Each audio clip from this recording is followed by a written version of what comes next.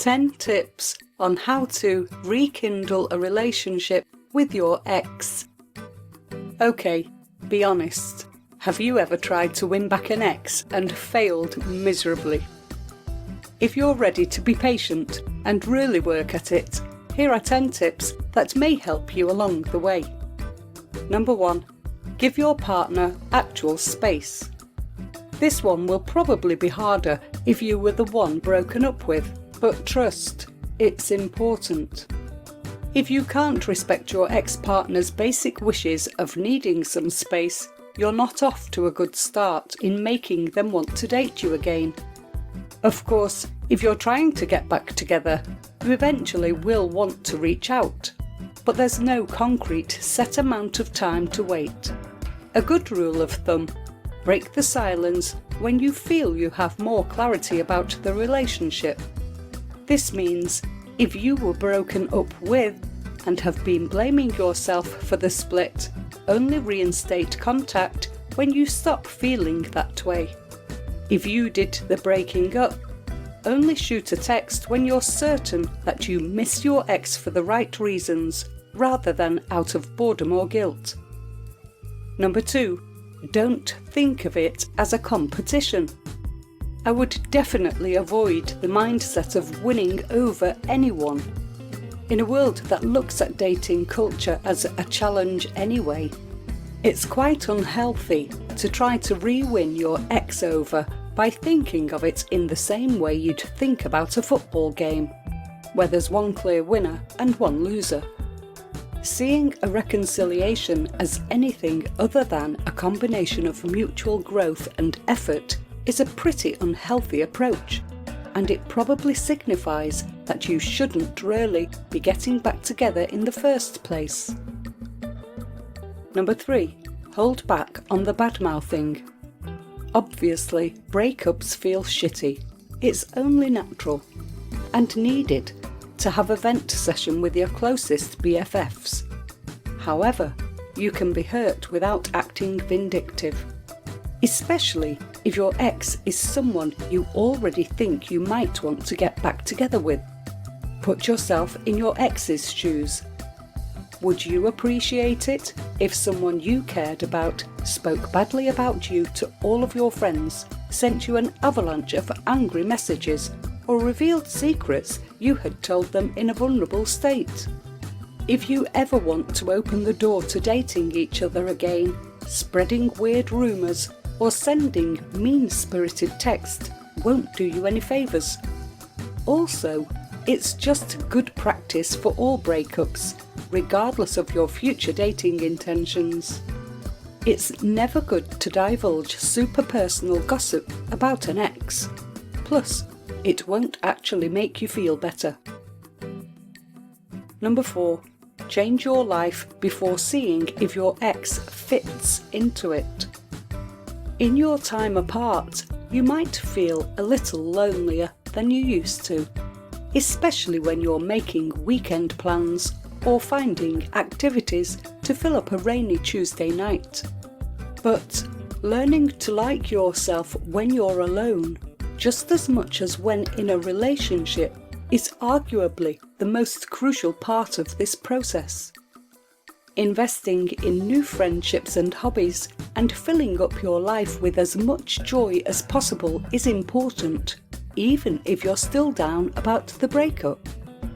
Once you've faced your fear of being partnerless, then and only then can you know if you genuinely want your relationship back.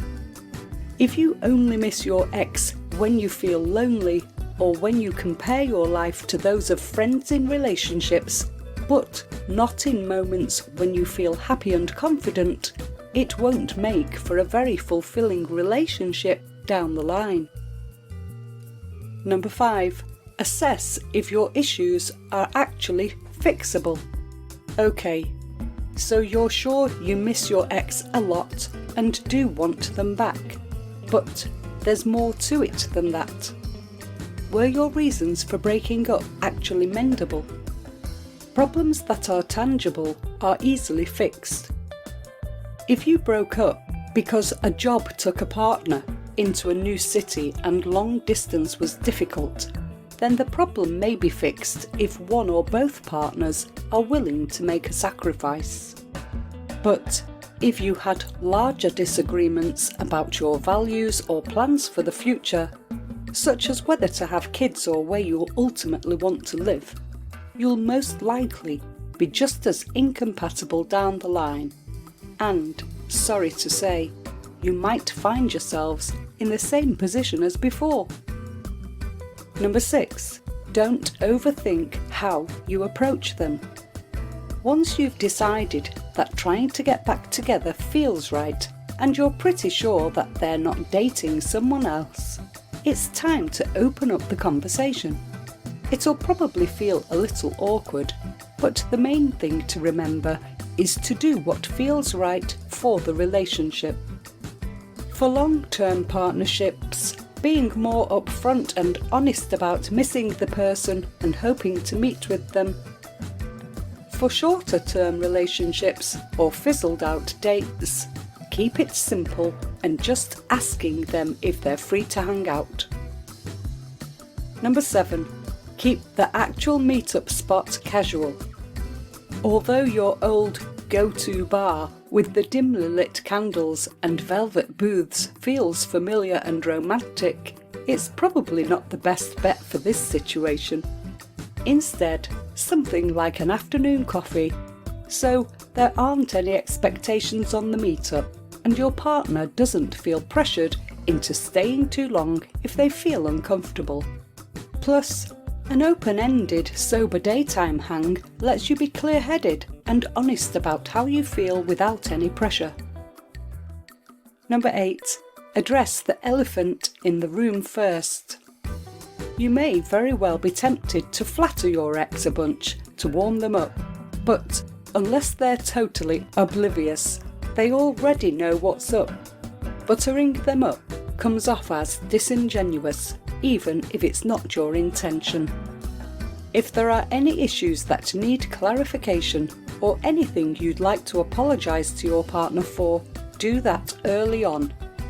Sort out your issues so that your partner can tell you've given this some thought, and it isn't a spur-of-the-moment decision to re-enter into a relationship.